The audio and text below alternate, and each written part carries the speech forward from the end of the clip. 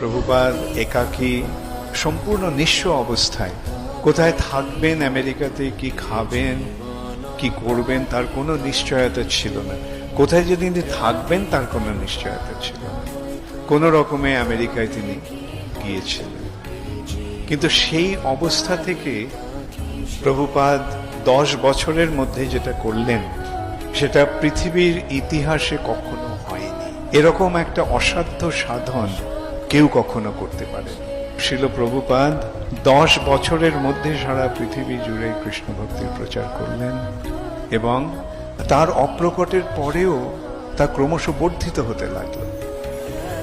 শ্রী চৈতন্য মহাপ্রভু বলে গেছেন, পৃথিবীতে আছে যত নগরাদি গ্রাম, সর্বত্র প্রচার হইবে মোর নাম।